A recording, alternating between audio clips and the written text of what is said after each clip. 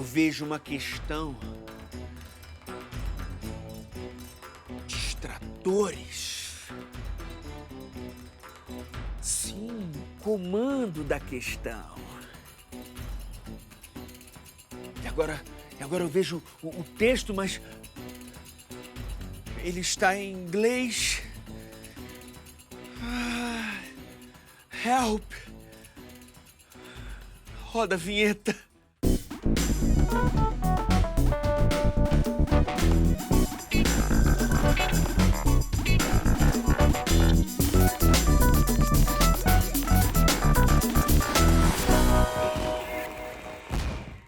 Hora do Enem no ar e hoje é dia de língua inglesa. E quem vai nos acompanhar é uma professora sucesso na sala de aula, YouTube e livrarias, e é isso mesmo. Mas antes, só aquele lembrete, perdeu algum programa? Quer rever? Vai lá em tvescola.org.br e clica em programas ou no youtube.com/tvescola. Aproveita e se inscreve no canal. Agora sim, chega mais, professora Karina Fragoso. Olá, tudo seja bem? bem-vinda. Land ou land, como eu posso chamar assim? Do jeito que você preferir. Você sabe o que significa land em inglês? Terra, nação, por aí, né? Exatamente, Disneyland, a terra do Disney, é isso aí. Professora, para quem vai fazer o Enem esse ano, qual é a dica para se programar, fazer uma boa rotina de estudos? Nossa, isso é muito importante. Rotina de estudos, organização é fundamental, né, nesse período. Então, a gente ainda tem bastante tempo até pro Enem, mas se você não se organizar, os dias vão passando e quando viu, meu Deus, tá na hora e daí não dá mais tempo, né? Então, o que eu recomendo não só pro Enem, mas pra vida, para aprender inglês e para manter a língua inglesa como parte da sua vida, é ter um pouco de contato que seja com a língua todos os dias. Todos os dias? Todos os dias. Eu sei que tem outras matérias para estudar, mas é preciso que você tenha realmente esse contato, que ela faça parte da sua vida. Vou te dar alguns exemplos. Então, tudo bem. Um dia eu vou realmente estudar gramática, porque eu tô com alguma dúvida de gramática, algum ponto de vocabulário, de gramatical que eu não sei. Então, eu vou assistir a um vídeo no YouTube. Ou então, vou estudar pelo um livro mesmo. Mas no outro dia eu já estudei, tô cansado, que já estudei matemática, biologia, física. Então hoje eu vou escutar uma música, que é uma coisa prazerosa. Quem não gosta de escutar música, né? Todos gostam. Acompanhando a letra e tentando entender essa letra de verdade. Não só escutar ali, não. Eu tenho que escutar analiticamente. Então tem que ter muita atenção para eu tentar entender o que essa letra está querendo me dizer. Mesmo que você não consiga só no ouvido, que a gente chama de listening em inglês, vai acompanhando a letra, você está aprendendo sim. Então é uma coisa prazerosa e você está aprendendo vocabulário, porque você está ali às vezes comparando com a tradução, que hoje em dia qualquer site tem as traduções. Então, uma música, né? No outro dia eu vou então assistir a um filme, mas eu vou colocar a legenda em inglês e vou tentar aprender alguma coisa dali. Então, tente trazer a língua para a sua realidade e fazendo um mix assim de atividades mais de estudo mesmo e coisas um pouquinho mais, menos cansativas, menos desgastantes, né?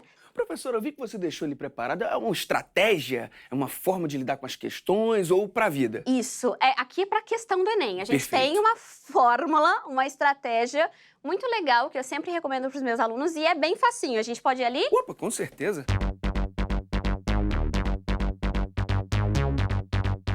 Prova de língua inglesa do Enem são só 5 questões, né? É importante falar isso, que às vezes as pessoas pensam, são só 5 questões, então nem vou me preocupar. Mas pensa que 5 questões podem fazer muita diferença lá na classificação final. Então eu vou usar uma expressão em inglês que é don't take it for granted. Não subestime a prova de língua inglesa, porque esses 5 pontos podem fazer muita diferença lá no final. Perfeito. Então olha só, você está com uma questão de língua inglesa na sua frente e você tem praticamente 2 passos para fazer. O primeiro a gente chama de skimming, que traduzindo é como se fosse assim, tirar a nata do texto, que skim é a nata, skimmed milk é leite desnatado, né? Olha isso. Então assim, você tira a nata do texto. O que você faz em primeiro lugar, que eu acho que funciona? Leia o comando. Comando é em português, então às vezes muita informação do texto está ali no comando mesmo. Então leia o comando, primeiro ponto, e aí depois você passa os olhos por esse texto. E aí nessa passada de olhos, que daí você vai olhar a fonte, de onde é esse texto, ele é de um site, ele é uma música, o que ele é? O título, né? Então, o título às vezes vai te trazer uma ideia do que ele vai falar. E o formato também, isso é uma receita, se eu não me engano já teve até receita. Poema, isso é uma música, isso é um artigo científico, um trecho. Então, isso nesse skimming você já consegue perceber. Agora eu vou para o segundo passo, que se chama scanning. Então, primeiro eu tirei a nata, agora eu vou escanear esse texto, como se fosse um scanner mesmo, passar assim os olhos realmente muito atentamente para achar a resposta.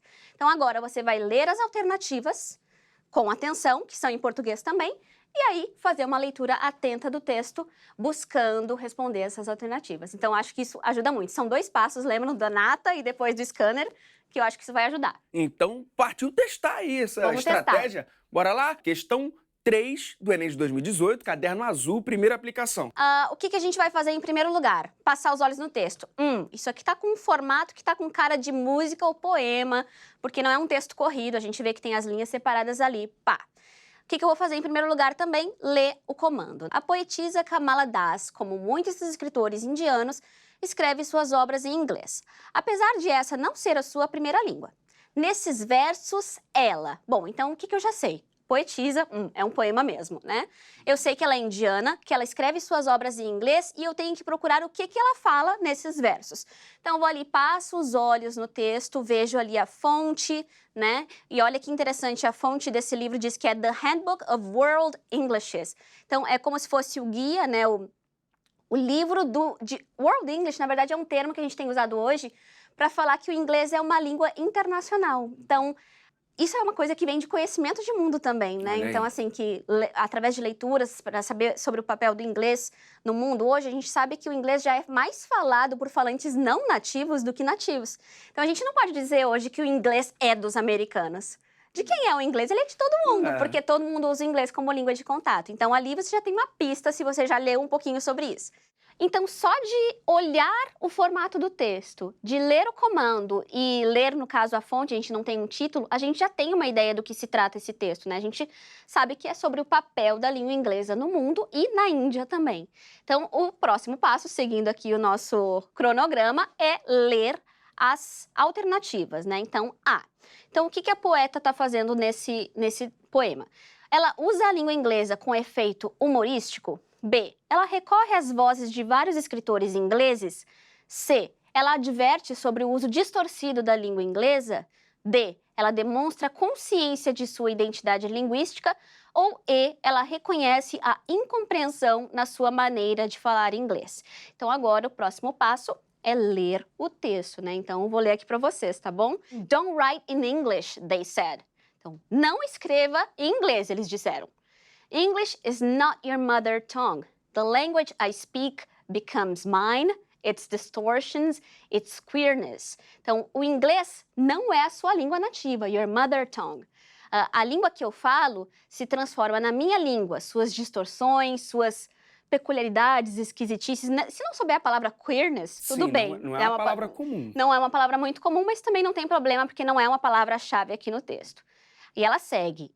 All mine, mine alone. It's half English, half Indian, funny perhaps, but it's honest. Então ela fala, essa língua é toda minha, somente minha.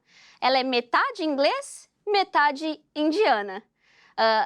Engraçada, talvez, mas ela é honesta. It's as human as I am human. Ela é tão humana quanto eu sou humana, a língua, né? It voices my joys, my longings, my hopes. Então, ela dá voz às minhas alegrias, aos meus anseios, às minhas esperanças. Claro que eu traduzindo aqui fica muito mais fácil, né? Sim. Mas é interessante mostrar para o pessoal também que não há muitas palavras super complicadas, apesar de ser um poema. Quando a gente pensa em poema, já pensa em um vocabulário muito rebuscado, né? Então, a gente volta para as questões, né? Então, ela usa a língua inglesa com efeito humorístico. Isso, na verdade, eu acho que ela está fazendo isso só porque tem a palavra funny ali no meio, que ela fala engraçada, talvez, mas definitivamente não é o que ela quer dizer aqui, né? Ela recorre a vozes de vários escritores ingleses. Também não está dizendo isso, porque ela não está falando de outros escritores, ela está falando da língua dela. Ela adverte sobre o uso distorcido da língua inglesa. Isso poderia confundir, porque ela fala ali que é uma língua metade inglês, metade indiana, mas a gente, se ler com atenção o texto, vai ver que também não é isso.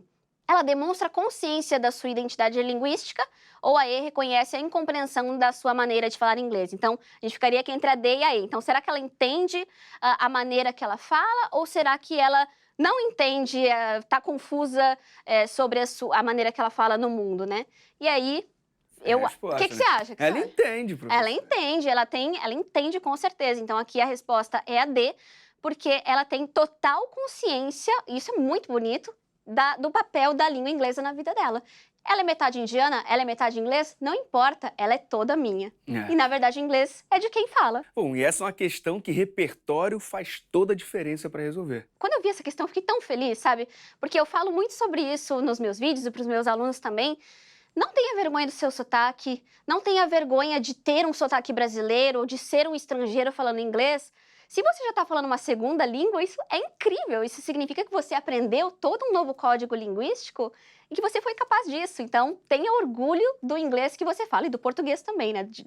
São vários sotaques no Brasil, né? Tenha orgulho do seu sotaque. Professora, só para reforçar, o gabarito é opção D. Isso aí. Ela demonstra consciência da sua identidade linguística.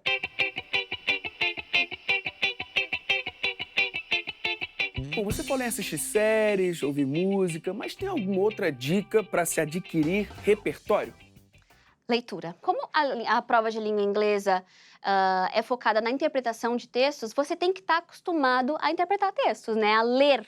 Então, tenha muito contato com a leitura. Você pode, inclusive, estudar para outras matérias, dependendo do seu nível de inglês. Se você já consegue ler um texto e compreender pelo menos boa parte dele, você pode estudar para geografia lendo um texto em inglês, por exemplo. Você pode se atualizar sobre notícias a respeito dos Estados Unidos, seguindo o Twitter de um presidente. Isso é uma coisa legal. O Twitter é uma ferramenta legal também. Porque é texto curto, texto escrito, mas você tem que saber. Por que tanta gente está dando like nesse tweet? Eu quero saber. Então, se eu não entendo, eu vou lá, procuro a palavra no dicionário, procuro a tradução, procuro... Isso já é um exercício de interpretação. Com relação ao Enem, fazer provas, questões anteriores, né? Isso ajuda demais, porque daí você vai pegando o jeito. É isso aqui que o Enem cobra. Que é geralmente mais ou menos a mesma coisa, assim. Bom, é professora, youtuber, blogueira, palestrante, escritora, haja organização aí, né? E tempo. Pessoal, muito chique o que eu faço. Muito obrigada.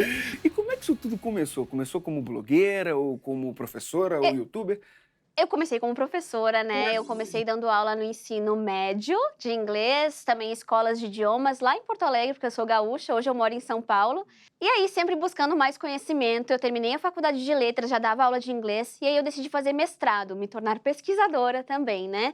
Então, no mestrado eu parei um pouquinho de dar aula e eu descobri que eu amava a linguística, que é a ciência que estuda a linguagem humana. Então, além de dar aulas de inglês, eu gosto de entender por que a gente fala do jeito que a gente fala, como a gente aprendeu a falar, como que a gente adquire uma segunda língua, então essas coisas sempre me intrigaram, né?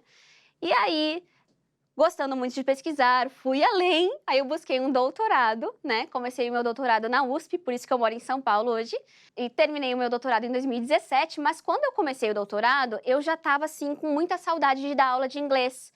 Apesar de eu ter alguns alunos particulares, eu estava com saudade de ter aquele contato na sala de aula, porque, nossa, professor, a maioria é apaixonada pelo que faz, né? É muito legal. Às vezes você tá num dia ruim, entrou na sala, um aluno fez uma piadinha, tu já tá lá com um sorrisão, porque é muito legal esse contato. Mas eu já fazia um blog compartilhando planos de aula e como eu tinha esse blog, todo mundo perguntava, professora, como que a senhora, me chamou de senhora, né, com 20 e poucos anos na época, como a senhora conseguiu aprender inglês tão bem, segundo eles, sem ter saído do Brasil, porque eles sabiam que eu só tinha viajado depois de muito tempo para fora, ou então, como que eu faço, meu inglês tá travado e tal, daí eu pensei, bom, quer saber, dessa vez eu não vou fazer um post escrito, vou fazer um vídeo. Eu nem criei um canal, para você ter uma noção, eu usei lá minha conta Gmail antiga, e fiz um vídeo com 5 dicas de como eu turbinei o meu inglês em pouco tempo.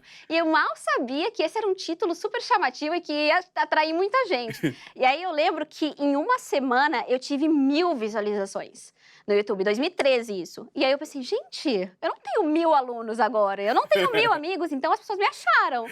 E aí eu percebi que havia um potencial, e só uma curiosidade, esse vídeo tá com 800.000 visualizações hoje. Olha isso! Um vídeo simplão, caseirão, assim, sem iluminação, nada, porque o conteúdo aqui é importante. Dica pra quem quer ser youtuber. Muitos jovens querem ser youtubers hoje em dia, tenha conteúdo. E aí eu fui conciliando o doutorado com o YouTube e aquela coisa, e aí terminando o doutorado eu pensei, o que eu faço agora? Eu invisto no English in Brazil, que é o nome do meu canal, e vejo o que acontece, ou eu vou e, sei lá, procurar fazer um concurso, dar aula em universidade, que era o que eu tinha buscado.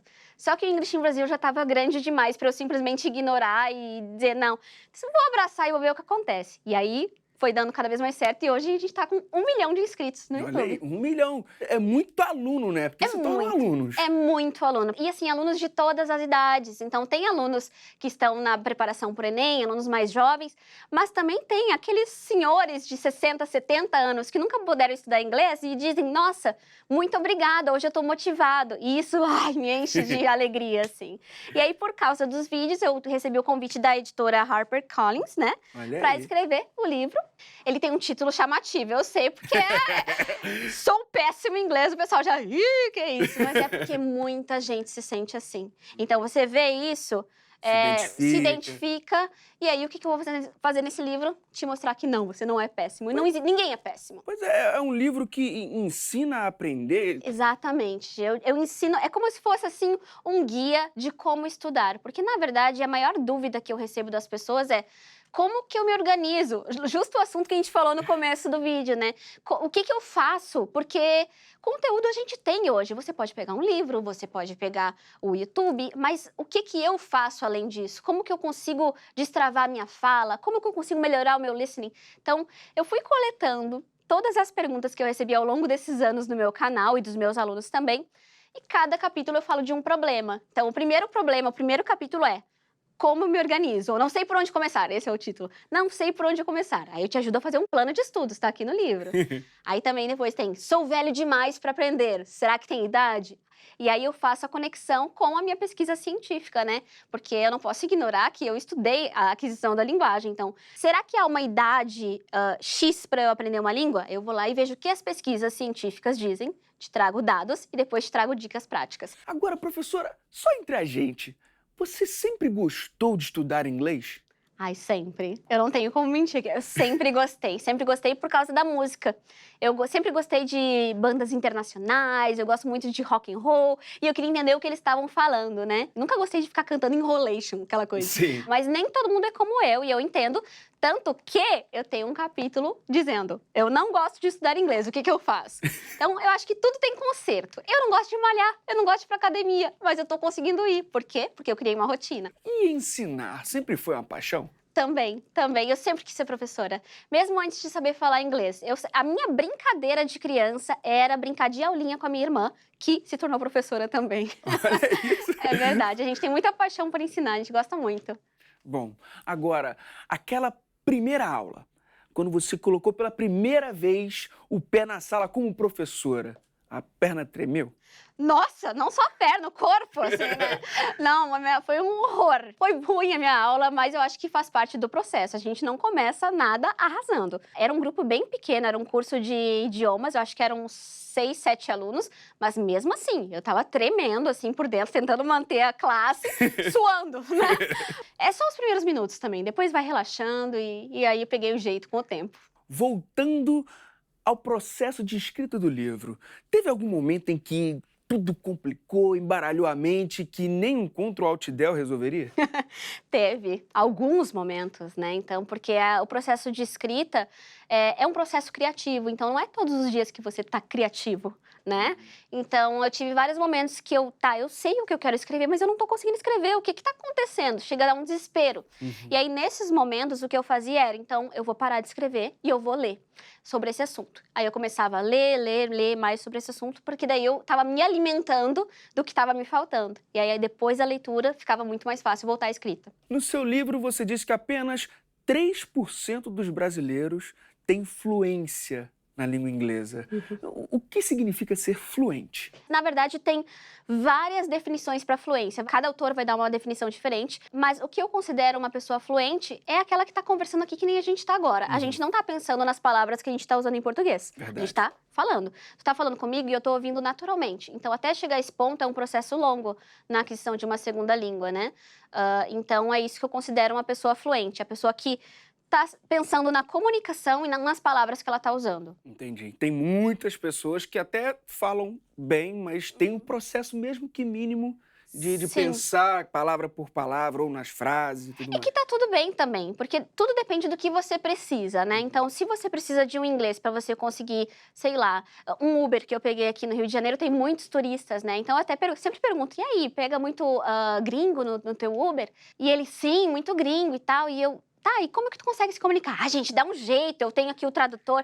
De repente, o que ele precisa é algo bem simples, né? Agora, para alguém que quer dar uma palestra numa universidade, para alguém que quer seguir uma carreira acadêmica, por exemplo, que vai precisar ler muitos textos em inglês, então tudo depende da sua necessidade, né? Mas o Entendi. que eu falo para os meus alunos sempre, não parem, continuem, porque é um processo infinito, eu tô aprendendo até hoje, eu não sei todas as palavras da língua inglesa no mundo e nunca vou saber. Então, é um processo que, se você consegue deixar prazeroso, que é o que eu falo bastante no meu livro também, vai dar tudo certo, sabe? Então, tente não tornar isso um martírio para sua vida. Faça ser legal, porque é muito fácil tornar o aprendizado de inglês legal.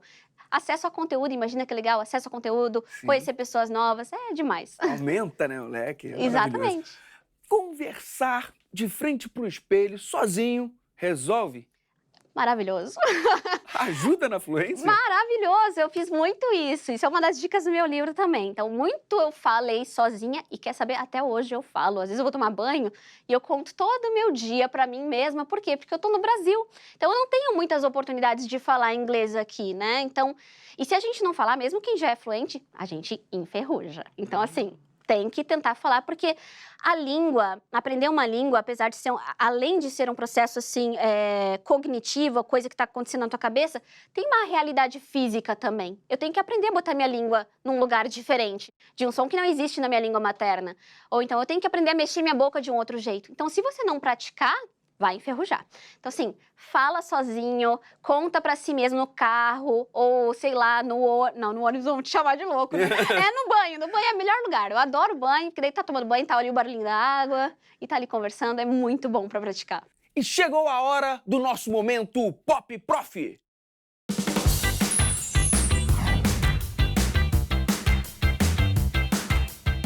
Olhando nos meus olhos, se a língua é inglesa, os dentes são? Olha, se a língua é inglesa, os dentes são ingleses também, né? Já que a gente vai mudar a língua, muda os dentes também. Se o mundo fosse um videokê, que música seria cada continente? Meu Deus! Eu acho que a América Latina tinha que ser uma música, então, bem animada, um samba, ou então uma salsa. A América do Norte, eu iria pra uma coisa mais rock and roll, talvez, porque muitas bandas de rock que eu gosto são de lá. A Europa, eu acho que seria um mix de muitos ritmos, porque realmente há muitas culturas diferentes lá, então não dá pra unificar em uma só. A música africana teria que ter, com certeza, muita percussão, uma música bem animada, assim como o povo é. E eu acho que aí a Ásia seria uma música bem calma, assim, bem zen. Qual é o seu problema com a Oceania? Nossa, esqueci a Oceania, é verdade. Eu não tenho problema nenhum, inclusive visitei a Austrália, já amei. Mas eu acho que eu escolheria uma música da Nova Zelândia, aquela música assim, maori, aquelas coisa meio tribal, é muito legal. Eu acho que seria essa música. E essa foi Karina Fragoso no nosso momento Pop Prof. Professora, depois de todas essas dicas, qual o conselho final para a galera que está se preparando e vai fazer o Enem esse fim de ano? Bom, acho que o primeiro é a organização que a gente já falou, acho que já está bem claro. Coloque no papel as suas metas, o que você tem que estudar e vai riscando. Pequenas metas, por exemplo, eu preciso aprender a falar o meu nome em inglês. My name is Karina. Mesmo que seja uma coisa muito simples assim, põe a meta, eu já sei falar isso aqui, sabe? Vai cortando, porque isso te dá a sensação de...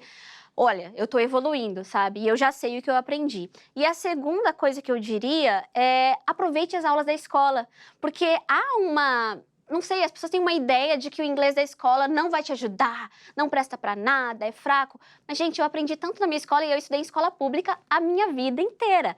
Era uma aula super gramatical também, era uma aula, assim, não tinha conversação. É a aula que a grande maioria dos alunos brasileiros tem, porque defendendo os meus colegas professores, é muito difícil dar uma aula de conversação para 40, 50 alunos, e todos em níveis diferentes ainda, imagina. Mas dá para aprender muita coisa. Às vezes você aprende a regra gramatical que vai te dar um embasamento para você construir uma frase. Então, aproveite as aulas da escola e faça o seu papel em casa também. Todo dia um pouquinho é melhor do que só um dia na semana. É isso aí. Professora Karina, thank you very much. Oh, you're welcome. Thank you so much, Land. E lembra que a gente também está no site tvescola.org.br e no youtube.com/tvescola. Até a próxima. Pam, pam, pam.